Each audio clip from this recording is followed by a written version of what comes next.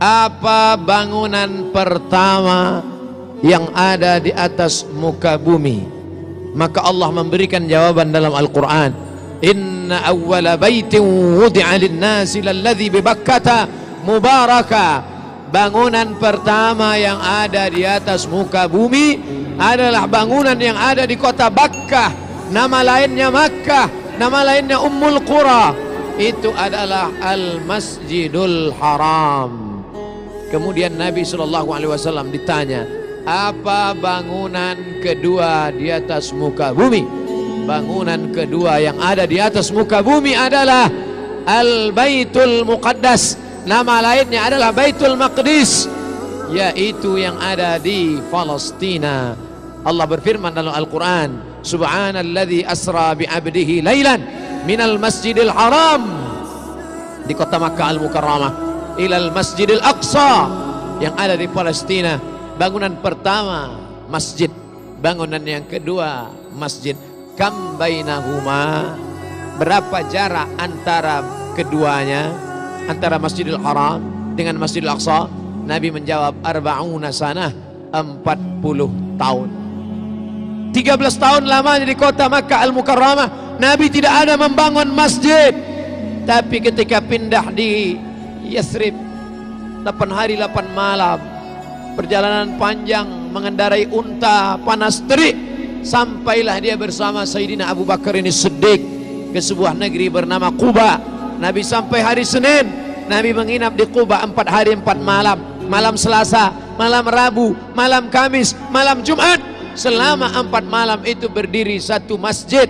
Itulah masjid pertama yang didirikan di luar kota Makkah Al-Mukarramah setelah Masjidil Aqsa di Palestina. Masjid yang pertama adalah Masjid Quba. Bangunan pertama yang didirikan di atas muka bumi, masjid. Bangunan pertama yang dibuat setelah pindah, masjid. Dan bangunan pertama yang mendatangkan barakah adalah masjid. Oleh sebab itu kalau kantor ingin berkah, komplek perkantoran, hendaklah yang pertama dibangun masjid. Oleh sebab itu sultan-sultan Melayu ketika mereka mulai menambatkan perahunya di sebuah pantai, yang pertama mereka dirikan adalah masjid. Hari ini kita melihat sejarah-sejarah, mana istana hancur, dipukul ombak, diempas gelombang, dimakan rayap, lekang karena panas, lapuk karena hujan. Tapi masjid masih tetap tegak berdiri. Ini pelajaran penting. Kalau kita mau kekal abadi, manusia akan mati, dimakan cacing tanah. Tapi yang kekal abadi adalah masjid. Menunjukkan orang Islam mesti kaya raya, karena yang bisa membangun masjid hanya orang kaya. Yang kaya dengan hartanya. Man bana masjidan, siapa yang membangun masjid, banallah mithlahu baitan fil jannah, maka Allah sudah membangunkan untuknya satu tempat dalam surga. Man bana masjidan, siapa yang membangun masjid dengan hartanya, titik pilu keringatnya, banallah mithlahu baitan fil jannah, dibangunkan untuknya satu tempat dalam surga. Tapi Allah adil. Bagaimana dengan orang miskin yang tak bisa membangun masjid?